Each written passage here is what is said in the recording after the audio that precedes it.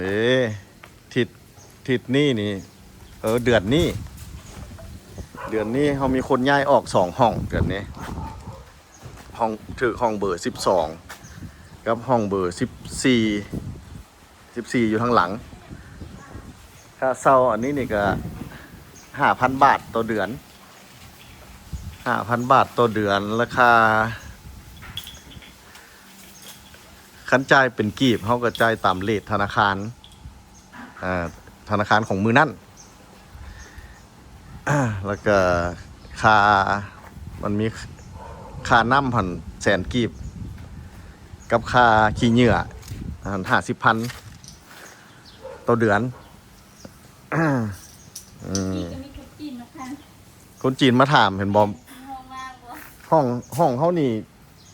มันถึกจุดเลยบ่ได้หาคนซอกมาเซางะมาซอกคนมาเซายากเพราะว่าผู้มาอยู่นี่ห้องอื่นเขาเจ้าอยู่แล้วเขาเจ้าจองไว้ให้หมู่เขาเจ้าหั่นนะคือตัวนี้ก็ห้องเบอร์6ท่านแล้วจองไว้ให้หมู่ออกเราบอกคันมีออกแล้วแซดหาเด้อเด้เพิ่นออกอ้ายก็แซดหาห้องเบอร์6แล้วเราหมู่เราก็เอารถ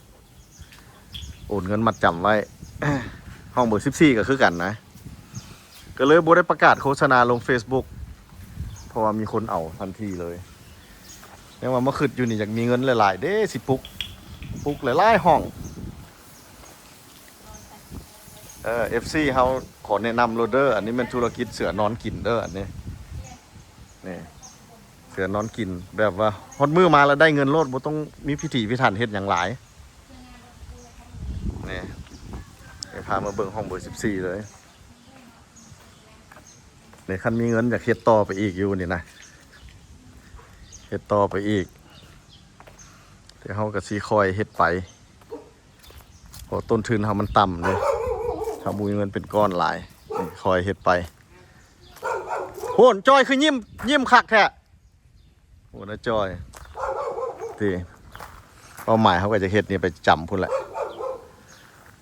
ในห้องเบอร์14นี่ก็บ่ได้ประกาศแถวนี้เพราะมีคนจองไว้ให้หมู่นี่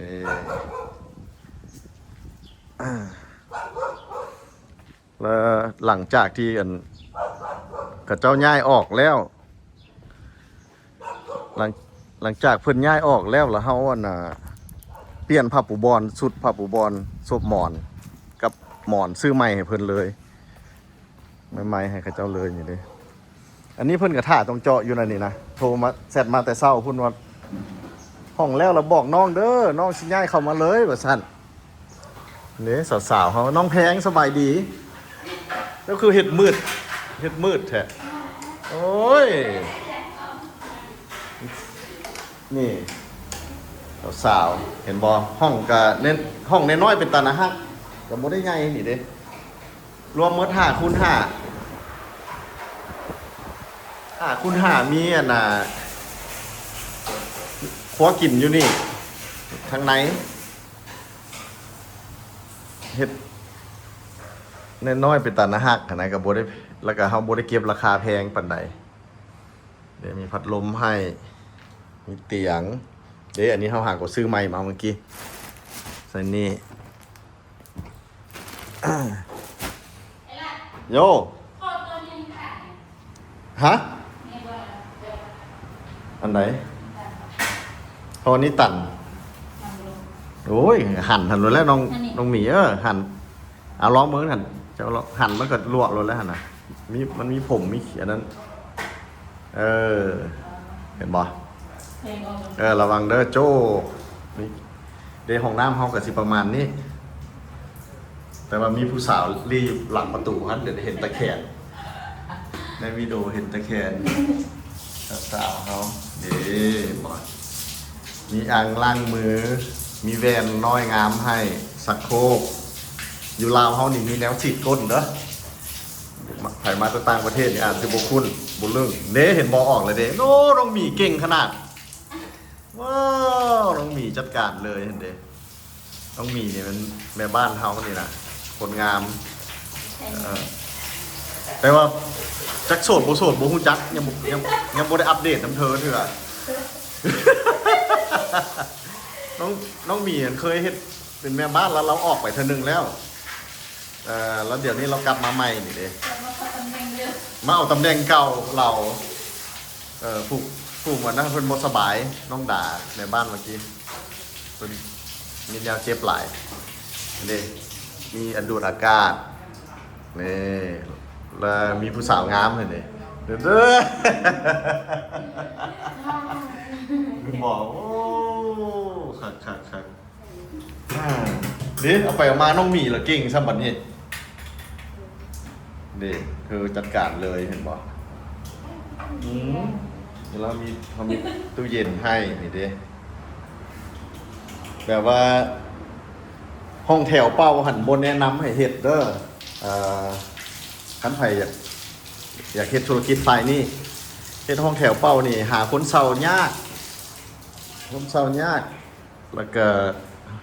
เฮาเก็บราคาบ่ได้แพงคันเฮาเก็บราคาถูกแล้วเฮาสิได้คนที่โลเลมาอยู่นะแต่ว่าคันเฮาเก็บเฮาซื้อเครื่องเข้าซื้อตู้เย็นใส่น้ำอุ่นใส่แอร์ใส่เตียงใส่ตู้ใส่เครื่องแล้วเขาเอาตู้ราคาขึ้นแบบนี้ค่าเช่าแล้วเขาก็สิได้เขาสิได้คนมีระดับมาอยู่น้ำเขาพอมันเป็นราคาแพงแล้วมีแต่คนมีล่ามีการมีรายได้คนยังมาอยู่น้ำเขาค่ะนะเขาเลยบุคซาถูกกอกก่อนยังบุเคยมีปัญหาเถื่อว่าเขาจะต้องหนีห้องหนีอย่างนะเขายังบุเคยมี แต่ว่าการเช่าเนี่ยเขาก็ต้องละเอียดแน่เขาต้องมีใบนะเห็นใบสัญญาเช่าน้ำนี่ได้ใบสัญญาเช่าได้ใบสัญญาเช่าให้เบิ่งเป็นคร่าวๆห้องเบอร์12แล้วก็เราเอาบัตรประจำตัวเพิ่นซื้อบ้านเมืองค่าห้องเท่าไหร่แล้วก็ค่ามัดจำนี่สำคัญเด้อพอค่ามัดจำนี่บัตรออกแล้วเขาจะส่งคืนแต่ส่วนหลายนี่มันจะเอามาลบล่างกันค่าไฟค่าไฟเดือนสุดท้ายงานเพิ่นออกค่ามัดจำนี่สำคัญหลายนี่ของเขา1.5 ล้านเดี๋ยวแล้วก็เขาเช็คเครื่องวันในห้องเขามีอย่างแน่มีพัดลมจักอันมีแอร์จักอันหมายไว้บัดย้ำเขาจะเช็คเอาแล้วเขาก็ย้ำเขาจะครอบออกห้องกันให้เขาถามเขาเจ้าโลดว่าในห้องหันมีอย่างเพย์บอโลดคันมีเพย์เขาเจ้าสิบอกดอกแล้วเขาก็เช็คเบิ้งย้ำเช็คเอาให้เขาเจ้าซื้อนามสกุลเซ็นดีๆเบอร์แล้วก็ละเดี๋ยวคือตัวนี้นี่ก็ห้องเบอร์12ของเตอร์ไฟเฮามันอยู่หน้าห้องหันประมาณนี้ต้องเฮ็ดละเอียดแน่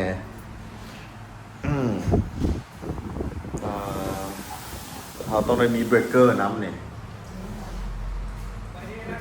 อ้าวสบายดีน้องชายโอ้มาแล้ววันนี้น่ะอันนี้มันสร้างแก้วกับเพดานเฮาเด้อบ่เป็นสร้างเลยมันเจ้าของบริษัทเลยผู้นี้น่ะเด้อเดี๋ยวนี้เพิ่นสิมาเฮ็ดให้เฮา4ประตูนี่งามๆว้าวแล้วก็มาเบิ่งผลงานเพิ่นมึงดู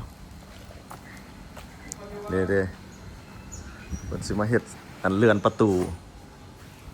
เฮ็ดได้กำลังไปเอาเครื่องมาสิพามาเบิ่งวันการเฮ็ดประตูแว่นนี่ก็บ่เฮ็ดแนวนี้นี่มันบ่ดีปานใดแนะนำให้เฮ็ดคือตัวนี้โลดนี่นะตัวนี้มันราคาจากแพงแน่แต่ว่าคุ้มค่าเดี๋ยวมีจับนอกจับในนี่ตูดกับง่ายมันบ่มีล้อดูนี่ตัวนั้นหันเพตลอดเดี๋ยวนี้ให้เพิ่นมาเปลี่ยนใหม่เปลี่ยน4 อัน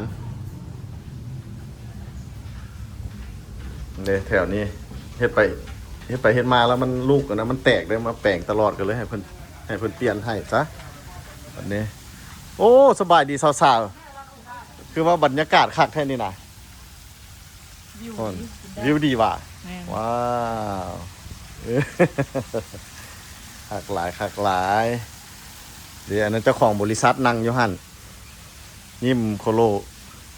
โอ้มาก่อนลูกน้องได้หั่นน่ะนี่เด้ต้องเฮ็ดแนะนำให้เฮ็ดประตูนี่โลดอย่าสิเฮ็ดประตูแนวนั้นนี่เห็นบ่เฮ็ดตัวนี้นี่โอ้หลายปีแล้วได้หมอนี่ตัวนี้เฮ็ดหลายปี เดี๋ยวจูนี่ก็แนะนำให้เฮ็ดให้มีอันนี้ทั้งหน้าทั้งหลังแล้วก็มีมันประตูล็อกมันก็ขับคนมันก็ใหญ่เลยห้านนวดก็สิเป็นประมาณนี้นี่เบิ่งมีไฟฮิปฮีนี่ไฟฮิปฮี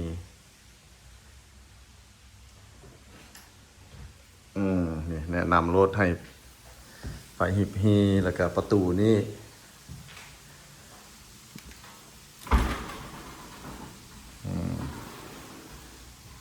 ทั้งหน้าทั้งหลังมีครบเนี่ยเขาเปลี่ยนใหม่หมดเนี่ยตะกี้เราเห็ดแนวหนึ่งให้แล้วมันเพตลอด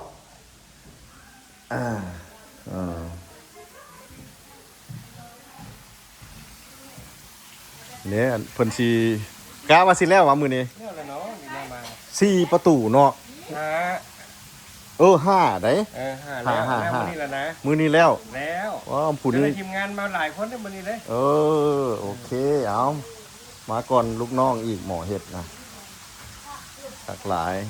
เดี๋ยวนี้จอยกับไก่สิแล้วเป็นท่านไผ่สิมาอยู่ลาวนี่แนะนำให้มีน้ำบาดาลเด้อให้มีน้ำบาดาลพอมีหลายเทื่อที่น้ำประปาเพิ่นบ่มาแล้วก็น้ำประปาก็มาคอยจังซี่นะแล้วบ่มาเลยมันขึ้นถังเฮาบ่ได้เด้เราต้องใช้น้ำบาดาลซอยน้ำบาดาลเฮา